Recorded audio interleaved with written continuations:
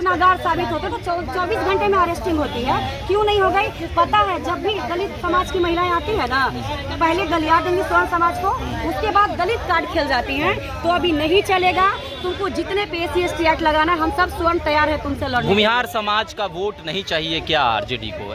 ये बड़ा सवाल है। आरजेडी तो शुरू से ही बोला है, आपको नहीं पता है? भूरा बाल साफ करो। भूरा बाल का मतलब क्या होता है? ये तो लालू यादव टाइम से ही चला रहा है ना, तो उनके बेटे भी तो उनकी ही के नक्शे कदम पे चल रहे हैं ना।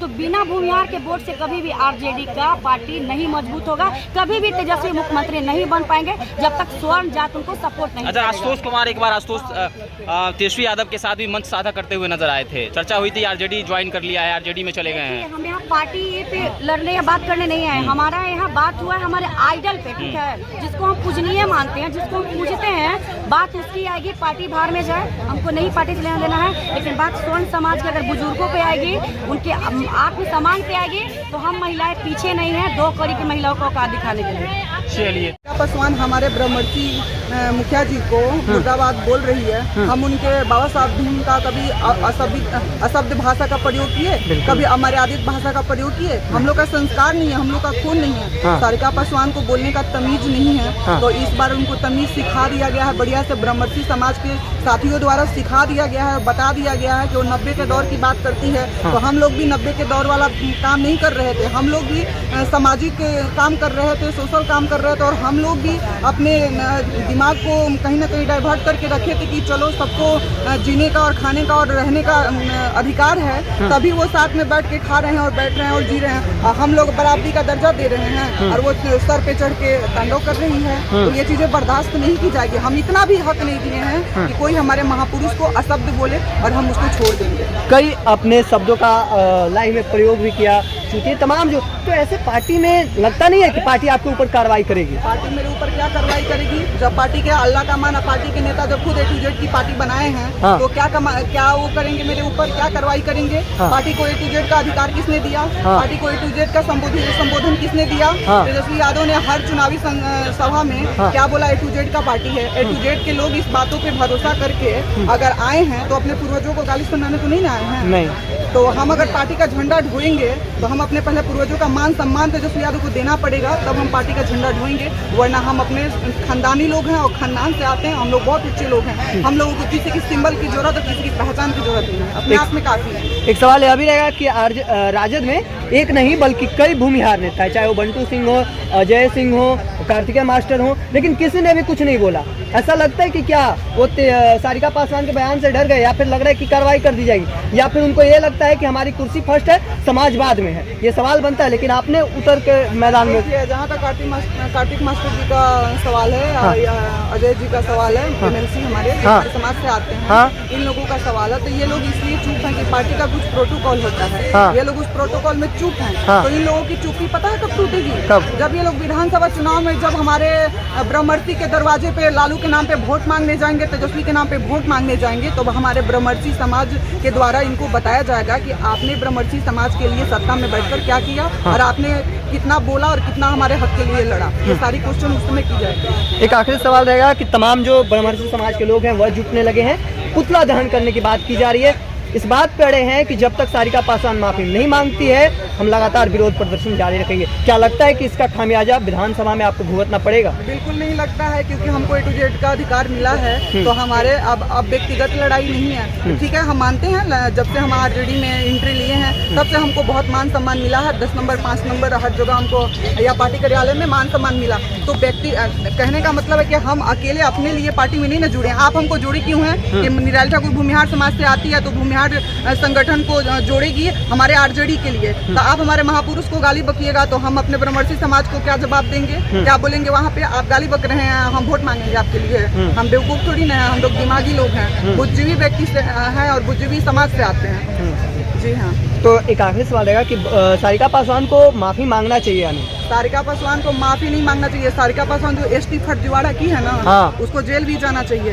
वो कई पार्टियों के माँ बहनों को गाली दी है। कुछ दिन पहले वो जीतन राम मांझी जी, वो भी तो दलित समाज से, बहुजन समाज से आते हैं। चिराग पासवान पर भी, चिराग पासवान जी पे तो हम आ ही रहे हैं। और जीतन राम मांझी जी को बेटी बेचवा बोली है, उसके बाद चिराग पासवान जी भी उन्हीं के जाति से आते हैं। चिराग पासवान जी को क्या कुछ नहीं बोली है। ये मुंह की फूहर महिला है, इसको इतना बड़ा पोस्ट पे बैठाना उचित नहीं है, नहीं तो आरजेडी को बहुत नुकसान होगा, खमियाजा भुगतना पड़ेगा, बहुत बहुत भारी मात्रा में खमियाजा भुगतना पड़ेगा। और ये जो मुख्यमंत्री बनने का सपना है ना, तो मैं बता देना चाहती हूँ आपके चैनल के माध्यम से कि बिहार में ना हर वर्ग और हर जाति के लोग रहते हैं, और सबसे स्वाभिमानी अगर कोई जाति आता है ना तो परशुराम वंशज आता है। और परशुराम वंशज किसी का गुलामी कभी नहीं किया है, गुलामी करवाया, हमारे पूर्वजों ने गुलामी करवाया है, हम लोग किसी के गुलामी कर ही नहीं सकते हैं। आप मान सम्मान दीजिएगा तो हम आपकी बात करेंगे, आप मान सम्मान नहीं दीजिएगा तो हम आपको वहीं पे लाठी पटक देंगे।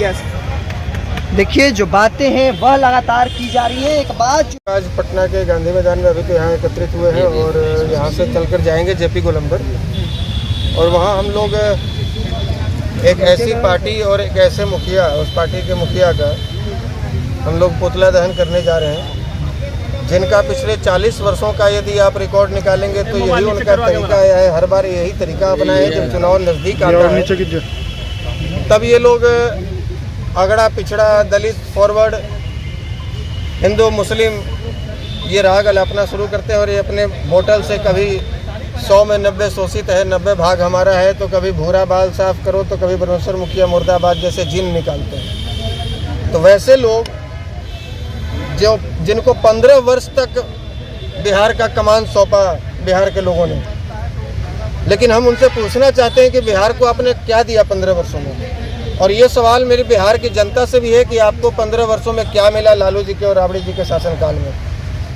नक्सलवाद, नरसंहार, बेरोजगारों की फैक्ट्री बिहार, और कभी जो बुद्ध, महावीर और गुरु गोविंद सिंह की धरती कही जाने वाली बिहार, जो लोग बड़े गर्व से कहते थे कि हमारे बिहार में वो नालंदा विश्वविद्यालय है जहाँ चीन के शोधार्थी को भी अपने यहाँ 10 वर्ष तक पढ़ाई करनी पड़ती थी, तब जाकर नालंदा विश्वविद्यालय में एडमिशन मिलता था। एक ऐसा व्यक्ति जिसने अपने कुर्सी को बचाए रखने के लिए, जो बिहार पर शासन करने के लिए न केवल भूमिहारों का, न केवल सवर्णों का, बल्कि मियाँपुर में 3 दर्जन यादवों का, शंकर बिघा में 2 दर्जन अति पिछड़ों का, दलेलचक बघौरा में 4 दर्जन राजपूतों का, सेनारा, सेनारी, बारा, चौरम, आइरा, रामपुर जैसे गांव में सैकड़ों भूमिहारों का, और बेलछी में सैकड़ों नोनिया, धानुक और कानू, ये अति पिछड़े समाज के लोगों का नरसंहार करवाया। इनके लोग ये कहते हैं कि हम बाबा साहब भीमराव अंबेडकर को मानने वाले लोग हैं। ये अच्छी बात है। अंबेडकर साहब इस देश के महान से महानतम व्यक्तियों में शामिल हैं और हम भी उनको मानते हैं। ये कहते हैं कि हम उनके द्वारा रचित संविधान को मानने वाले लोग हैं। ये देश संविधान से चलेगा, मनुस्मृति से नहीं चलेगा। ये बहुत अच्छी बात है। लोकतांत्रिक देश संविधान से ही चलना चाहिए, मनुस्मृति से नहीं चलनी चाहिए। और मैं कहता हूं कि मैं अपने जीवन काल में कभी मनुस्मृति नामक पुस्तक देखी नहीं हमने। इन्हीं लोगों के हाथों में देखी, कभी जलाते हुए। ऐसे हमने सामने से मनुस्मृति कभी नहीं देखा।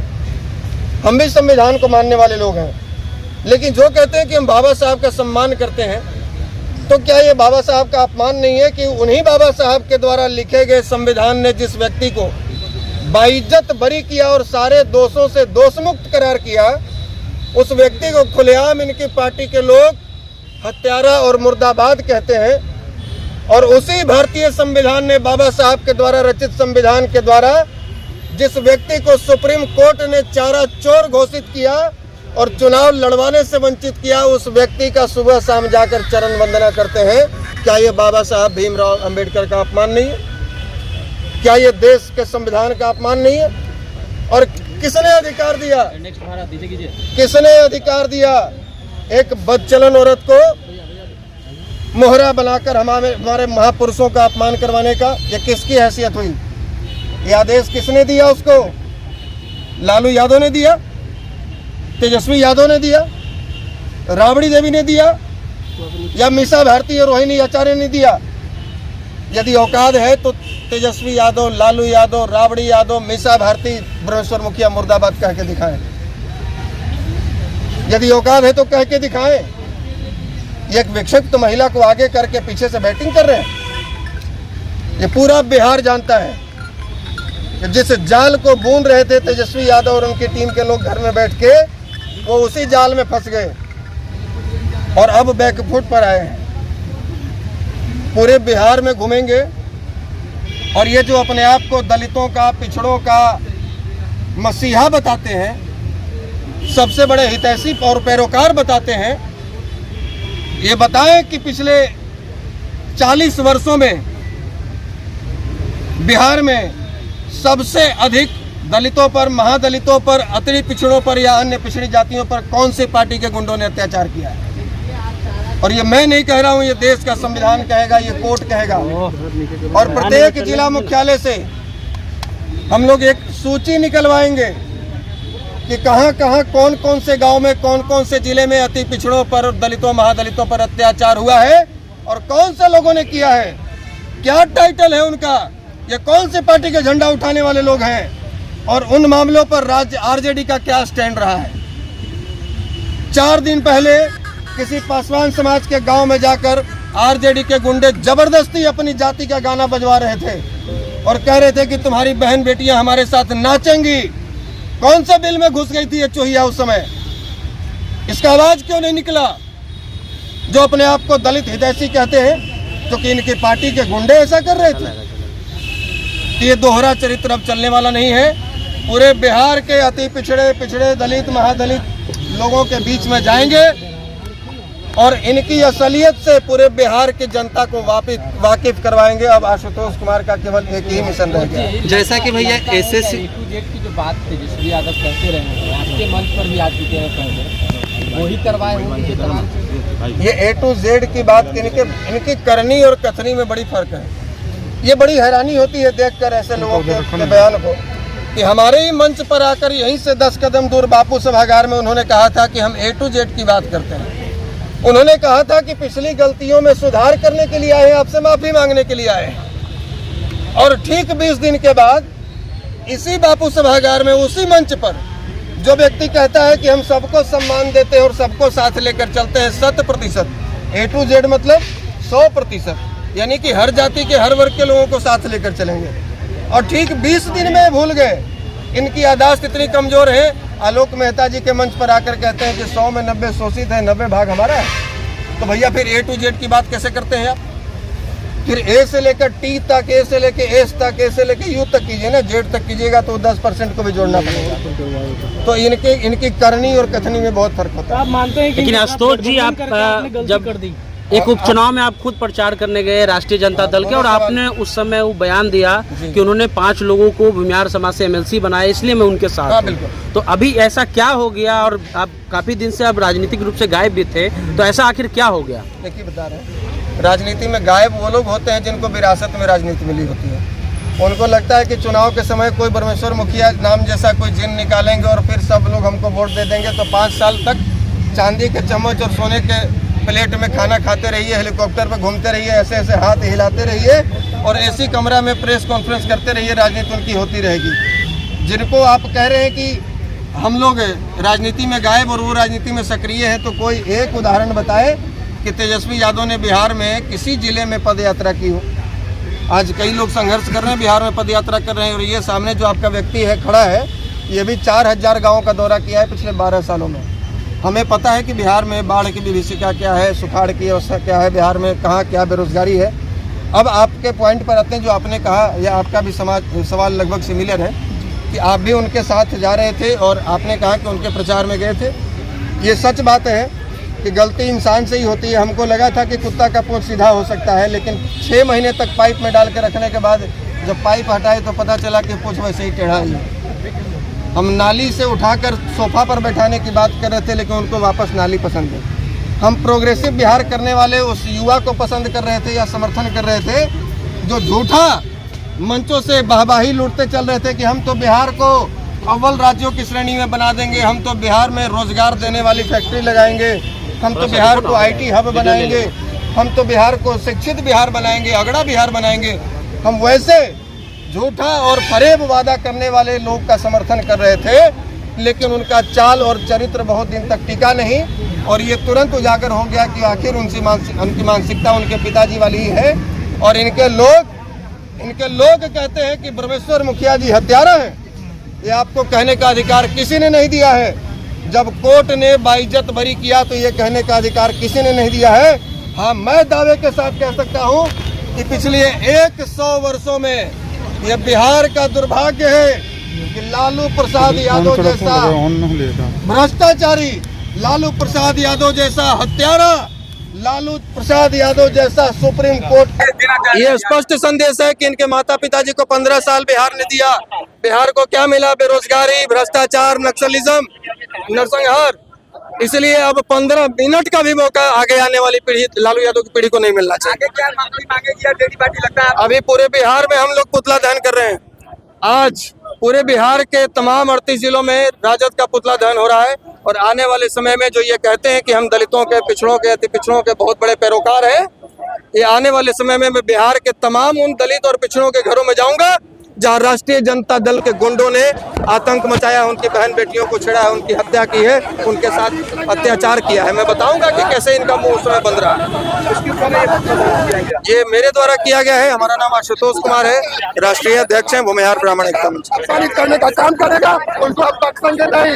हम बता रहे हैं कि तेजस्वी यादव और उनकी पार्टी यथाशीघ्र उस दो तो हम लोग चरणबद्ध और इस आंदोलन को और बिहार के, हमने कहा कि बिहार के हर उस घर तक जाएंगे, हर उस घर तक जाएंगे जहां इनके गुंडों ने इनके शासन काल में तांडव मचाया और ये लोग मौन रहे। हम उन दलितों के घर में भी जाएंगे, पिछड़ों के घर में भी जाएंगे जहां आए दिन इनके गुंडे अत्याचार करते हैं, उनकी बहन बेटियों को छेड़ते हैं, उनकी हत्या करते हैं, मुंह बंद करवाते हैं, थाना तक नहीं जाने देते। की बात पूरे बिहार की जनता के सामने वही मकसद जो इनके पिताजी चाहते। ये बुरा बाल साफ करने के पीछे क्या मकसद था? 100 में 90 शोषित बोलने के पीछे क्या मकसद था? धन्यवाद।